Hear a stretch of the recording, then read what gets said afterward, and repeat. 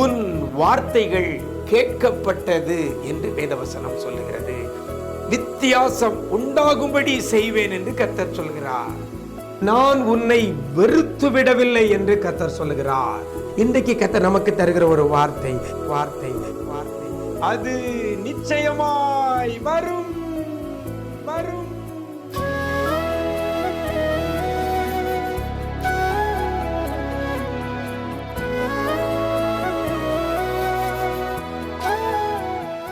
கிறிஸ்துவில் பிரியமானவர்களே, ஆண்டவரும் இரட்சகருமாகிய இயேசு கிறிஸ்துவின் ஈடு இணையற்ற நாமத்தில் உங்களுக்கு அன்பின் வாழ்த்துக்களை தெரிவிக்கிறேன். நல்லா இருக்கிறீங்களா?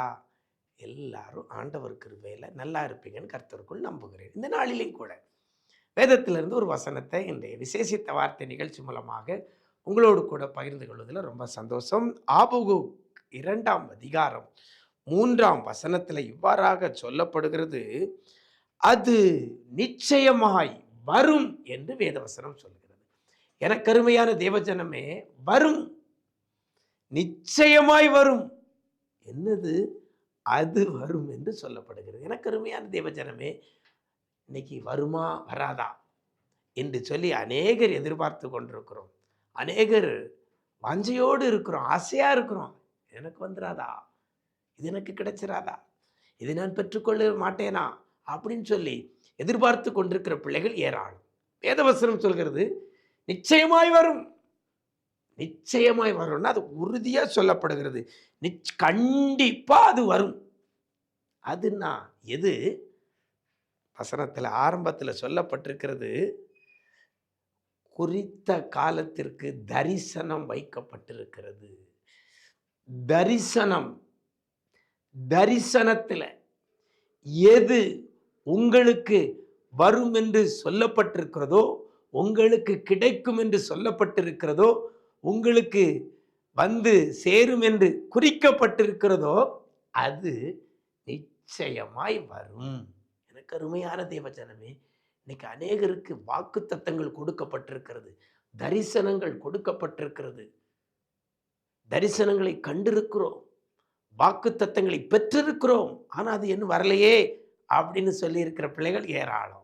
கர்த்தர் எனக்கு ஒரு வாக்கு கொடுத்தார், அது இன்னும் எனக்கு வரலை சொல்றீங்களா? அதைத்தான் வேதவசனம் இருக்குது, அது நிச்சயமாய் வரும். அப்போ தரிசனங்கள் நமக்கு வைக்கப்பட்டிருக்கிறது. அது நமக்கு நிறைவேற வேண்டுமானால் நாம் செய்ய வேண்டிய ஒரு காரியம் அந்த வசனத்தில் அழகா சொல்லப்பட்டிருக்கிறது, அதற்கு காத்திரு. தரிசனங்கள் தாமதித்து கொண்டிருக்கிறதா? வாக்குத்தத்தங்கள் நிறைவேறாமல் தாமதித்து கொண்டிருக்கிறதா? கர்த்தர் உங்களுக்கு தருவேன் என்று சொன்னவைகள் தாமதித்து கொண்டிருக்கிறதா? இந்த தாமதிக்கிற காலத்தில் நாம செய்ய வேண்டிய காரியம் என்ன? அதற்கு காத்திருக்கணும். அதுதான் தாமதிக்குத அப்படின்னு சொல்லிட்டு நம்ம அடுத்த வேலைக்கு போயிடக்கூடாது. அதுதான் தாமதிக்குதுன்னு சொல்லி அடுத்த ஆப்ஷனுக்கு போயிடக்கூடாது. அதற்கு காத்திரு. ஏன்னா தரிசனம் வைக்கப்பட்டதானால், தரிசனம் கொடுக்கப்பட்டதே ஆனால் அது நிச்சயமாய் நிறைவேறும், அது நிச்சயமாய் வரும். நாம செய்ய வேண்டிய காரியம் அதற்கு காத்திருக்கணும். எத்தனை பேர் தரிசனத்துக்காக காத்திருக்கிறீங்க? எத்தனை பேருக்கு தரிசனம் நிறைவேற காத்திருக்கிறீங்க? வாக்கு தத்தங்கள் நிறைவேற காத்திருக்கிறீங்க? இன்னைக்கு நீங்க காத்திருப்பீர்களே ஆனால் அது நிச்சயமாய் வரும். காத்திருக்காம இருந்தா இன்னும் தாமதிச்சுக்கிட்டே கூட போகலாம். அதற்காக காத்திருக்கிற பிள்ளையாக இருக்கணும், வெயிட் பண்ணிட்டு இருக்கணும். நம்ம கண்கள் அதையே நோக்கி கொண்டிருக்க வேண்டும். நம்முடைய சிந்தையில அதையே நோக்கி கொண்டிருப்போமே, ஆனால் அதான் காத்திருக்கிறது. ஒரு பஸ்ஸுக்கு நிற்கிறோம்னா அந்த பஸ்ஸுக்கு காத்திருக்கிறோம்னா சும்மா பஸ் ஸ்டாண்டில் நிற்கிறது காத்திருக்கிறது இல்லை.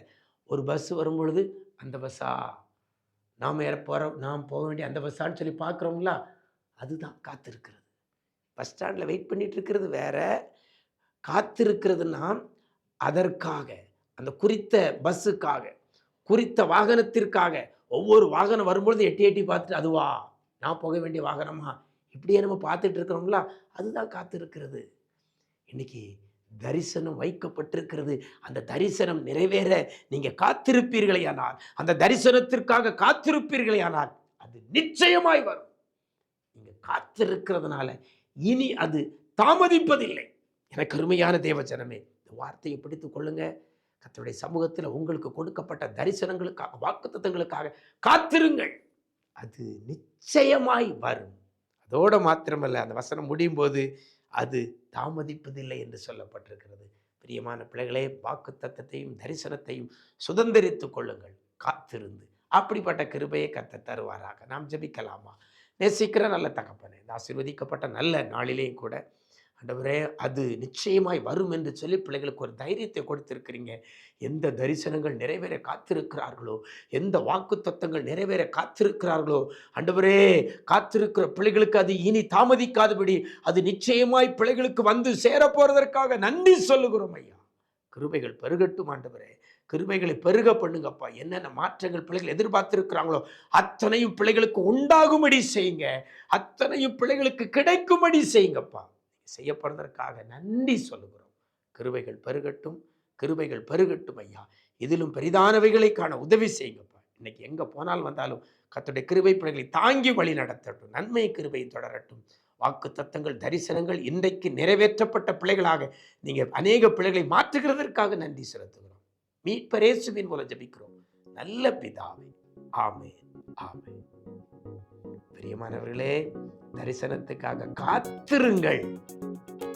அது நிச்சயமாய் வரும். அது தாமதிப்பதில்லை. God bless you.